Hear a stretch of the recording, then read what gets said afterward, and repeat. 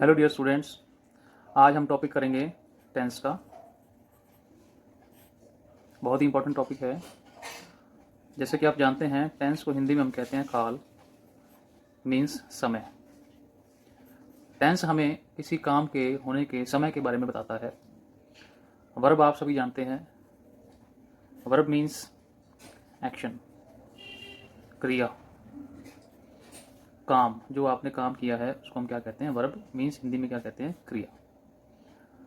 तो टेंस 3 प्रकार हैं टेंस के: प्रेजेंट, पास्ट एंड फ्यूचर।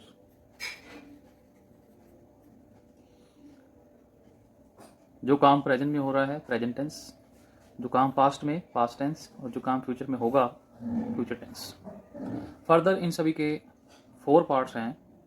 इनके नाम मैं यहाँ साइड में लिख रहा हूँ: इंडेफिनिट,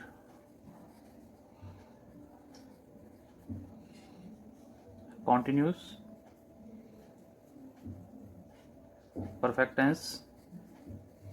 ये सभी के पार्ट्स हैं जो प्रेजेंट में भी होंगे और पास्ट में भी होंगे और फ्यूचर में भी होंगे। Perfect, continuous tense, these are the 4 parts: indefinite, continuous, perfect and fourth is perfect continuous tense. ये सब पार्ट्स हैं। These are sub parts, these are sub parts of these 3 main parts: present, past and future। आज हम करेंगे सबसे पहले present tense. Present tense का first type indefinite. Present indefinite tense. Present indefinite tense जिसमें आप कोई हैबिट, रूटीन, एक्टिविटीज़ की बात करते हैं जो प्रेजेंट समय में होती हैं। For example, I am a teacher. मेरा काम क्या है? What do I do? मैं क्या करता हूँ? I teach the students. मैं स्टूडेंट्स को पढ़ाता हूँ। इसकी हिंदी क्या बनेगी? मैं स्टूडेंट्स को पढ़ाता हूँ। अब आई की जगह पे अगर मैं शी लगा दूँ, शी टीच द स्टूडेंट्स, मतलब शी सब्जेक्ट चेंज होते ही यहाँ क्या लग गया? ES। और देखिए एग्जाम्पल, कोई स्टूडेंट है वो स्कूल में लेट आता है। He always comes late in school. वो हमेशा स्कूल में लेट आता है। तो यहाँ पर देखिए हमने क्या लगाया? S। यहाँ पर क्या है? ES। यहाँ पर सिर्फ हमने क्या लगाया? वर्ब की फर्स्ट फॉर्म। तो मीन टू से प्रेजेंट इंडेफिनिट का स्ट्रक्चर क्या बना है? देखें जरा, सब्जेक्ट प्लस वर्ब की फर्स्ट फॉर्म भी आ सकती है जैसा कि यहाँ पर आया, और वर्ब की फर्स्ट फॉर्म प्लस S और ES जैसा कि यहाँ आया है और जैसे कि यहाँ आया, ये भी आ सकता है। प्लस में ऑब्जेक्ट, प्लस में क्या आ जाएगा? ऑब्जेक्ट। तो ये इसका क्या बन गया? स्ट्रक्चर। अब स्टूडेंट्स को ज़्यादा कन्फ्यूज़न ये होती है कि सर कहाँ हम S लगाएं, कहाँ और ES लगाएं। ये S और ES की बहुत ही मेजर मिस्टेक बच्चों की रहती है। देखें, आई, वी,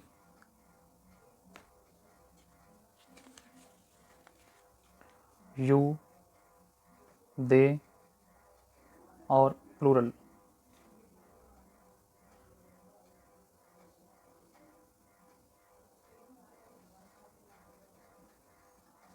इनके साथ हम क्या यूज़ करते हैं? वर्ब की first form.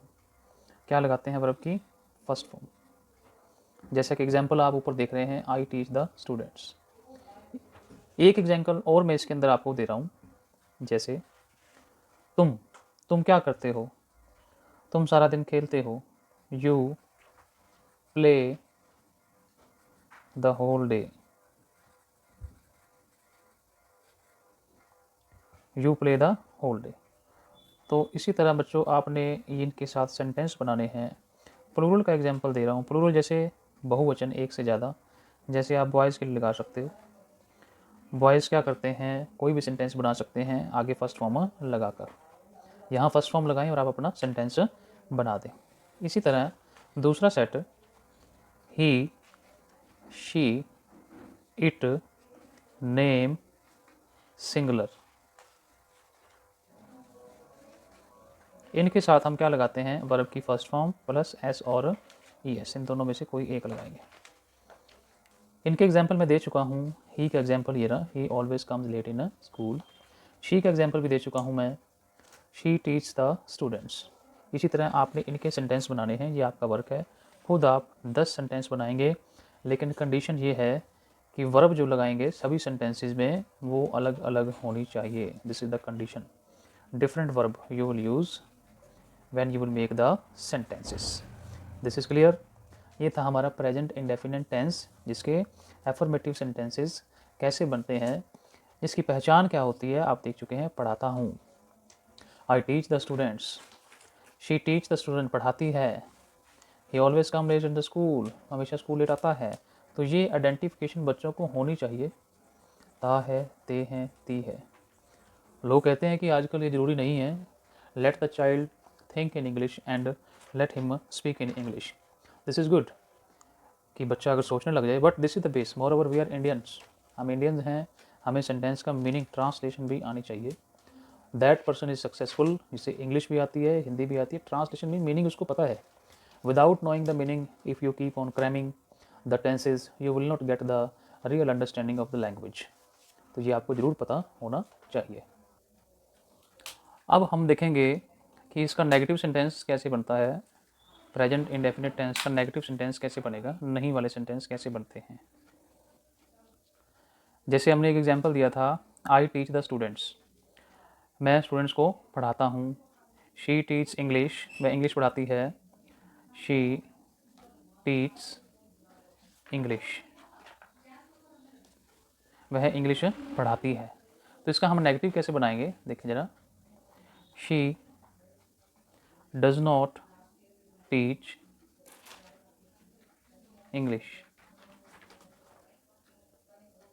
She does not teach English. This is the first form.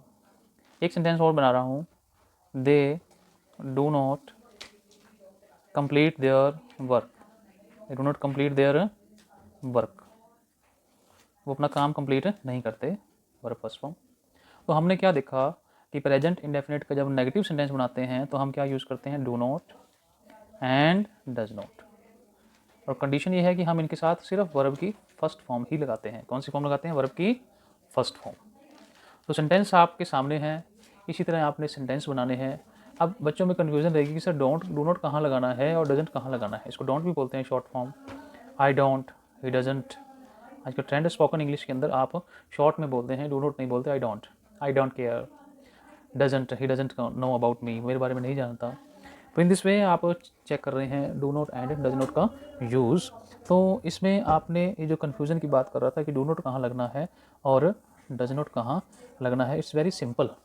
अभी हमने देखा कि वर्ब की फर्स्ट फॉर्म कहाँ लगती है और वर्ब की फर्स्ट प्लस एस और ई एस कहाँ लगता है। बिल्कुल इसका वही यूज़ है, अभी आपको दिखाते हैं। तो यहाँ देखिए, जहाँ पर आपने वर्ब की फर्स्ट फॉर्म यूज़ की थी, means I, we, you, they, plural, इन सब के साथ आपने क्या लगाना है, डू नॉट। और जहाँ पर आपने एस और ई एस यूज़ किया था, यहाँ पर आपने क्या यूज़ करना है, डज नॉट। आप इसको डजंट भी लिख सकते हैं, ये अपोस्ट्रोफी मार्क कोमा है ऊपर, अपोस्ट्रोफी, इसको अपोस्ट्रोफी बोलते हैं। इस डू नॉट को आप डोंट भी लिख सकते हैं, एज यू लाइक। तो इस तरीके से he doesn't, she doesn't, name किसी का नाम हो, रोहिणी डज नॉट, सिंगुलर किसी गर्ल के बारे में बात कर रहे हो, अर्थ के बारे में बात कर रहे हो, द सन के बारे में बात कर रहे हो, तो आप डजंट लगाएंगे, ना कि डू नॉट लगाएंगे। तो this is the use about the negative indefinite tense of present. अब डियर स्टूडेंट्स, आपको मैं इंटेरोगेटिव बनाने सिखा रहा हूँ। आपने कोई 10 सेंटेंस सेलेक्ट करने हैं, उसके आप सिंपल सेंटेंस बनाएंगे, उसी के ही आपने नेगेटिव बनाने हैं और उसी के आपने क्या बनाने हैं, इंटेरोगेटिव। तो डियर स्टूडेंट्स, प्रेजेंट सेंटेंस जो है इंडेफिनिट सबसे लेंथी लॉन्ग सेंटेंस है, क्योंकि इसमें एस और एस का यूज़ है, डू नॉट और डज नॉट का यूज़ है, सबसे लेंथी यही है टेंस इंग्लिश के अंदर। अब हम इंटेरोगेटिव कैसे करेंगे? इंटेरोगेटिव को में भी हम डू और डज का यूज़ करेंगे।